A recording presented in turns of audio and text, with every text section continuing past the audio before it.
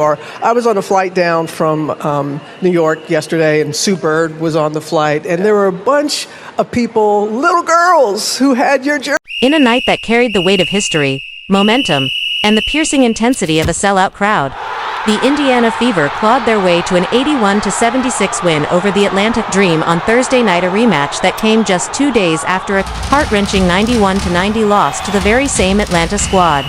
The victory was sweet redemption for the Fever, but the spotlight inevitably swung back to Caitlin Clark, whose long-standing streak of three-point dominance came to a dramatic and symbolic halt under the arena's glaring lights.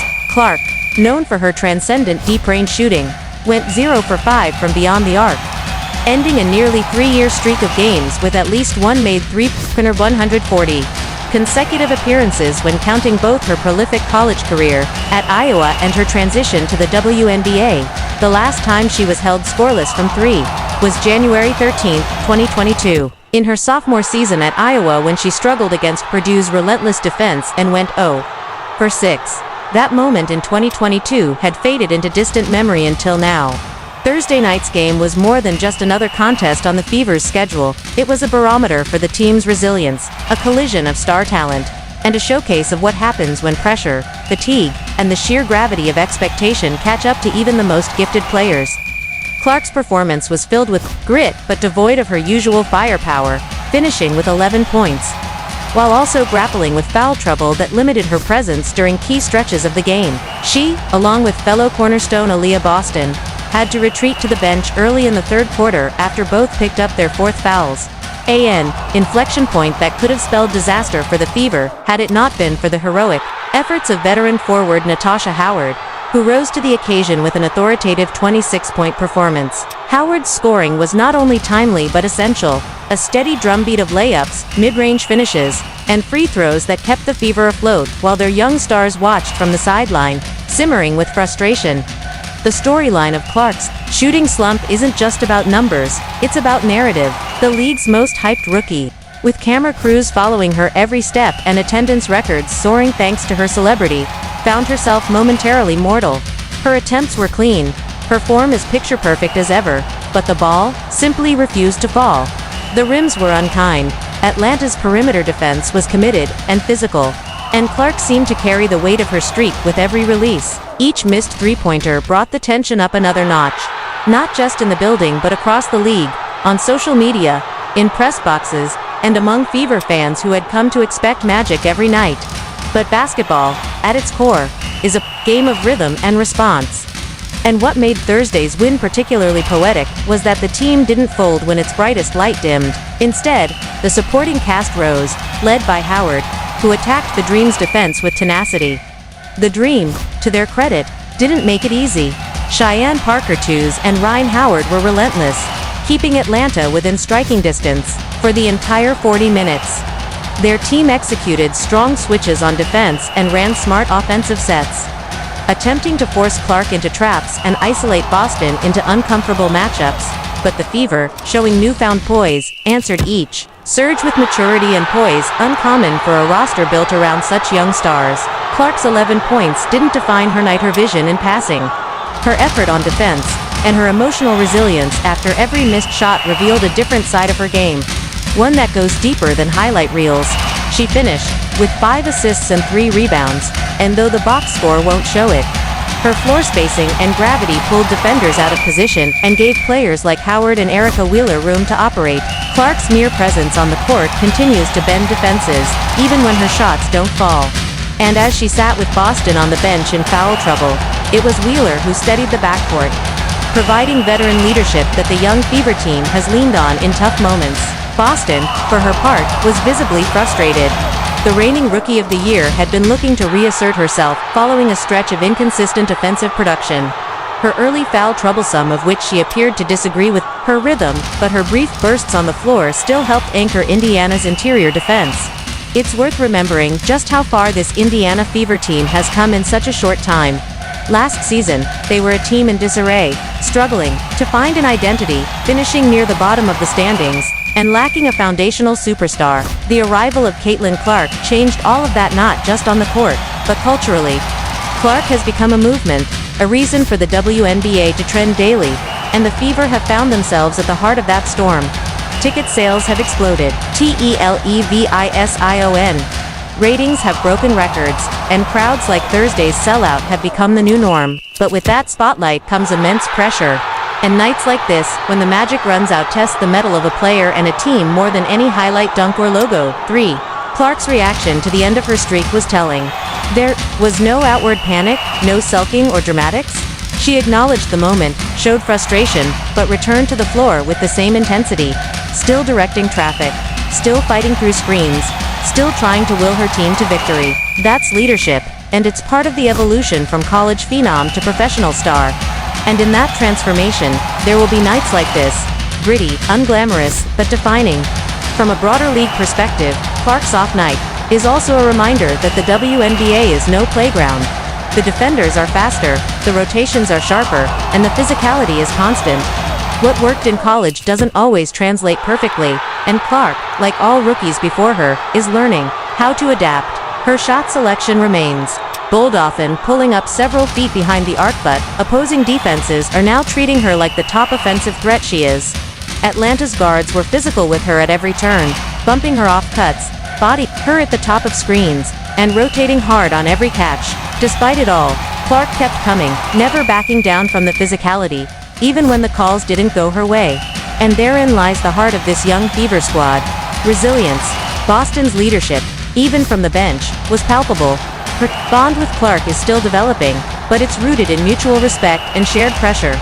Both are former collegiate national players of the year. Both are first overall picks. And both know what it means to carry a franchise that hasn't seen postseason relevance in years.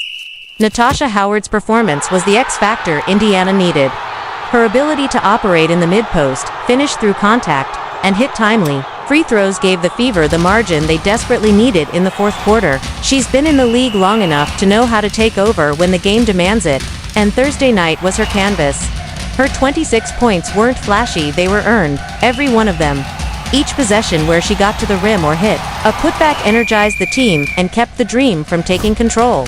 Indiana's defense tightened late in the game, particularly in the final 4 minutes, closing out on shooters and forcing Atlanta into rushed looks. Defensive rebounding, an area that has often haunted Indiana, held steady in the closing stretch thanks to strong work from Temi Fagbanal and Kelsey Mitchell, who combined hustle with smart positioning to prevent second-chance points.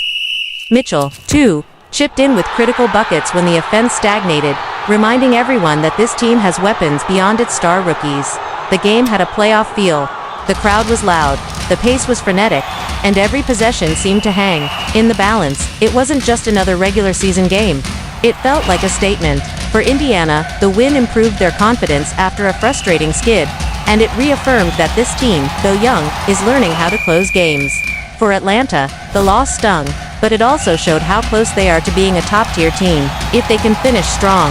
Both teams are part of the new generation of the WNBA teams built around young stars, high-tempo offenses, and hungry fan bases. The storylines surrounding these players are no longer just about development. They're about results.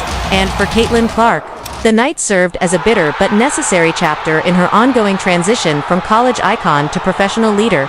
Every streak ends, every superstar has off nights, but what defines them is how they respond, and this night, Clark's response, while quiet on the scoreboard, was deafening in leadership and effort. As the final buzzer sounded and the Fever players embraced at center court, the crowd erupted not just for the win, but for what it represented. A step forward, a battle fought, a team that refused to let the weight of expectation crush them. Clark didn't need a logo 3 to make her impact felt.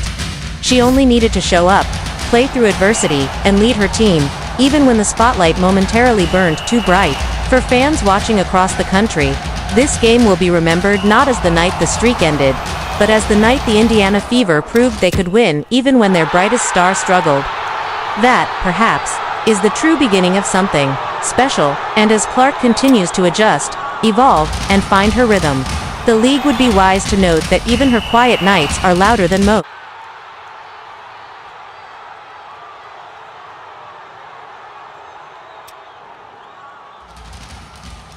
The atmosphere was electric, buzzing with anticipation and crackling with intensity as fans flooded into State Farm Arena. the 16,888-seat home of the NBA's Atlanta Hawks. Now transformed for a historic WNBA showdown between the Indiana Fever and the Atlanta Dream. The decision to move the game from the Dream's usual Gateway Center, arena capable of seating only 3,500 proved per shot. The building was completely sold out, a testament to the cultural magnetism of rising WNBA talent. Headlined by rookie sensation Caitlin Clark and a surging Indiana Fever squad aiming to rewrite the script on their young season.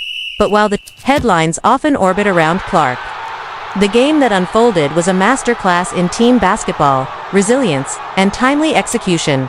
In a nail-biting back-and-forth affair, it was Kelsey Mitchell's late-game three-pointer that put Indiana ahead, 76-75. A pivotal shot that turned momentum in the Fever's favor just when it seemed the Dream might pull away. Moments later, Clark delivered one of her most meaningful assists of the night, threading a perfect pass to Aaliyah Boston, who banked in only her second field goal of the contest, a crucial layup that stretched Indiana's lead to 79-76. A moment that underscored Clark's ability to remain composed under pressure and deliver when it mattered most. Even on a night where her own scoring was muted, that pass, though a single snapshot in a game filled with memorable plays, was emblematic of Clark's evolution from a high-scoring college megastar to a facilitator capable of elevating her teammates and operating within the complex rhythms of the professional game. Boston, battling foul trouble and physical defense, kept her composure and capitalized when it mattered, proving once again why she remains the franchise cornerstone alongside Clark. On the opposing side, Atlanta's Rhyne Howard was nothing short of spectacular, dropping 24 points and keeping her team competitive throughout with aggressive drives, silky jumpers, and an unrelenting motor that energized the Dream faithful. But even Howard's brilliance couldn't fully compensate for Atlanta's uneven execution late in the fourth. Particularly after Indiana's defense stiffened, rotations tightened, and communication became seamless. The game also marked the highly anticipated Fever debut of Sophie Cunningham, who had missed the season's opening games due to a nagging right ankle sprain. Cleared to play without any restrictions, Cunningham made an immediate impact, injecting toughness, hustle, and 9 critical points that buoyed Indiana's second unit. Her energy off the bench gave head coach Stephanie White much-needed flexibility, particularly in a contest where foul trouble once again haunted Indiana's primary stars. White, known for her calm sideline demeanor and cerebral approach to adjustments, leaned into her bench more heavily, mixing lineups and emphasizing ball movement in Clark's quieter offensive stretches. Cunningham's return couldn't have come at a better time, especially given the Fever's ongoing need for scoring depth and wing versatility. As Cunningham worked her way back into the rotation, her ability to space the floor, draw contact, and defend multiple positions became vital, perhaps not fully evident on the stat sheet, but unmistakable in the game's energy shifts. Meanwhile, the Dream were forced to navigate the absence of their dynamic guard Jordan Canada, who remains sidelined with a right knee injury.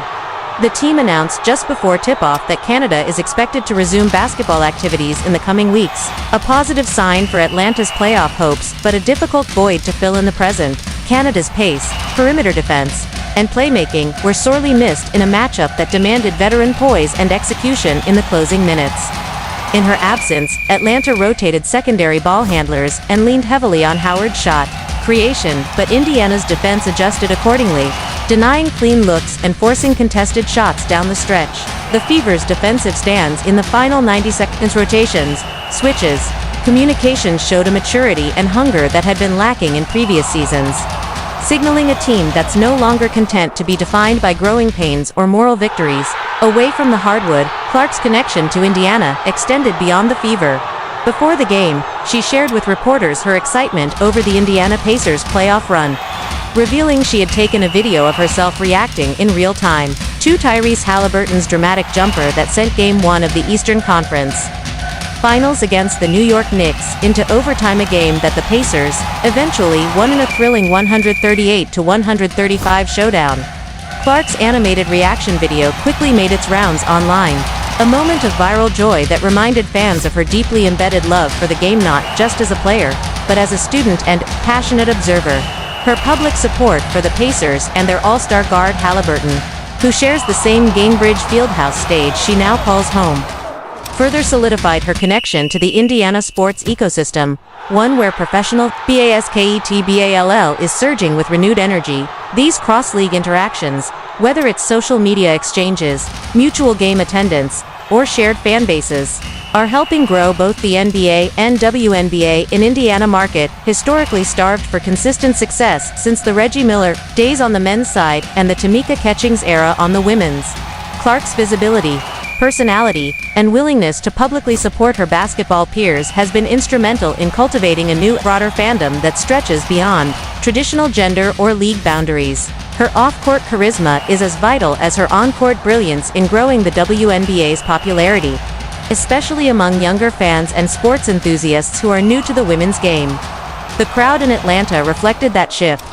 State Farm Arena, normally reserved for NBA-caliber events, transformed into a shrine of WNBA passion on this electric night. The 16,888-seat arena throbbed with the energy of families, diehard fans, young girls in Caitlin Clark and Rhyne Howard jerseys, and curious first-timers swept up in the WNBA's national surge. The energy was as intense as any playoff game, and the players responded accordingly. Every bucket, every whistle, every fast break carried the weight of an audience hungry for greatness, and the players delivered. From Mitchell's late triple to Howard's relentless drives, from Clark's surgical assist to Boston's timely finish, every moment felt magnified by the gravity of the setting.